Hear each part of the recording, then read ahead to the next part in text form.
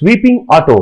नाला नगर नाम के गांव में गोविंद नाम का एक आदमी रहता था। वो उस गांव का पंचायत कार्यालय में काम करता था। उसके पास कचरा निकालने का रिक्शा भी था। हर रोज वो घर घर जाकर कचरा जमा करके उसको ले जाकर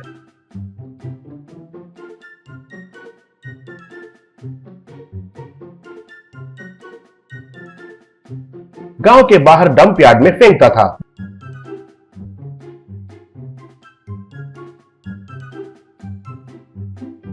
गोविंद अच्छा आदमी ही था, मगर उसको शराब पीने का आदत था। हर रोज काम होने के बाद वाइन शॉप के पास जाकर अच्छे से शराब पीकर नशे में हिलते हुए घर पहुंचता था। गोविंद की बीवी थी और शुभम नाम का बेटा था। शुभम पढ़ाई खत्म करके इंटरव्यूज देते हुए नौकरी के लिए ढूंढ रहा था, मगर उसको कहीं भी नौकरी नहीं मिल रहा था। उसकी वजह से शुभम एक ऑटो को किराए पर लेकर उसको चलाना शुरू किया। मिले पैसों को उसकी मां को देने लगा। एक दिन गोविंद पीकर नशे में घर आया, तब उसकी बीवी, ए जी, क्यों ऐसे हर रोज पीकर ऐसे पैसे बर्बाद करके सेहत खराब कर रहे हो? तुमने जो कमाया है वो घर के लिए ही काफी नहीं हो रहा है। उसके ऊपर शुभम को भी कहीं पर नौकरी नहीं मिल रहा है कहकर बेचारा ऑटो चला रहा है। थोड़ा सोचिए जी, बोली। तब गोविंद, क्या करना है, सुबह से कूड़े के बीच में रहकर उसको उठाकर फेंकने में कितना तकलीफ होता है तुम्हें क्या पता है? ये छोटा सा खुशी भी नहीं है तो क्या फायदा है बताओ, कहा। थोड़े दिन के बाद गोविंद सुबह सुबह को भी पीना शुरू किया।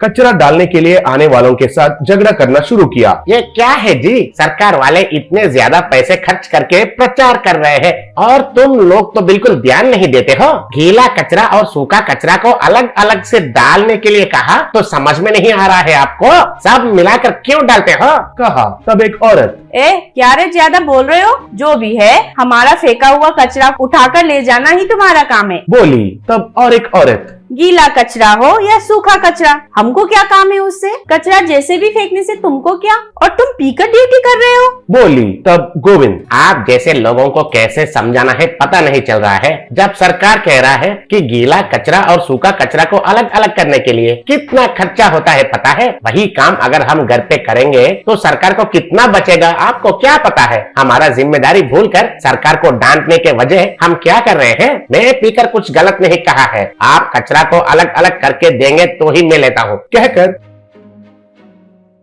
कचरा लिए बिना वहां से चला गया।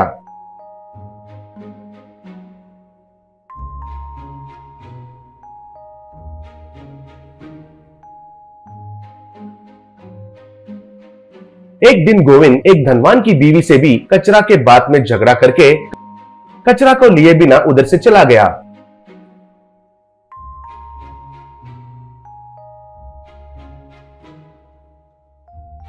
तब वो औरत उधर से रोते हुए उनकी पति के पास गई और बात बताई। तब उनकी पति को बहुत गुस्सा आया।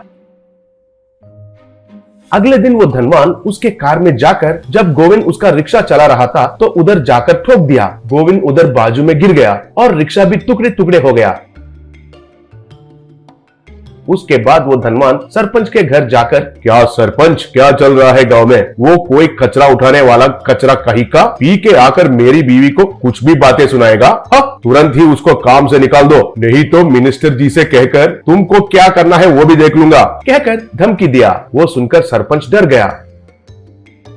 तब ऑफिस में गोविंद से सरपंच, क्यों गोविंद, पीकर ड्यूटी करते हो? क्यों, दिमाग गुम गया है क्या तुम्हारा? और औरतों से गंदे तरीके से बात करते हो? तुम्हें अभी इसी वक्त काम से निकाल रहा हूँ, जाओ यहाँ से, कहा। तब बेचारा गोविंद बहुत दुखी हुआ और घर जाकर जो कुछ भी हुआ वो सब बताया।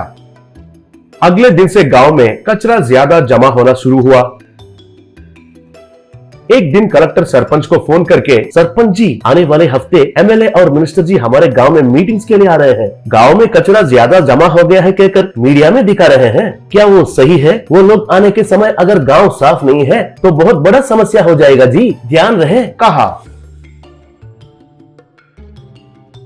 अगले दिन शुभम जाकर सरपंच से मिलकर, सरपंच जी, मेरा पिताजी का पीना गलत है, मगर गीला कचरा और सूखा कचरा को अलग अलग करके देने के लिए पूछना गलत है क्या? एक बार सोचिए, दया करके उनका नौकरी उनको वापस दिला दीजिए, कहा। तब सरपंच, बेटा तुम्हारा पिताजी ने उस धनवान के साथ पंगा लिया है, उसको गुस्सा आया तो हम कुछ भी नहीं कर सकते हैं। जितना तक मैं जानता हूँ वो रिक्शा को भी उसी ने ही टकराया है, मगर हम कुछ भी नहीं कर सकते हैं। और अब एमएलए और मिनिस्टर आ रहे हैं, कह रहे हैं गाँव में कचरा ज्यादा जमा हो गया है, मुझे तो अभी क्या करना है कुछ भी समझ में नहीं आ रहा है, टेंशन आ रहा है, कहा।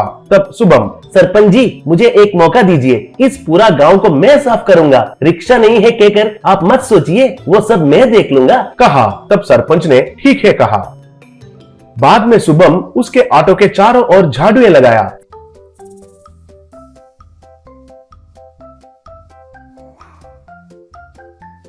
फिर उसको गांव में घुमाने लगा। वो ऐसा गांव में घूमकर गांव में जमा हुआ पूरा कचरा को साफ कर दिया।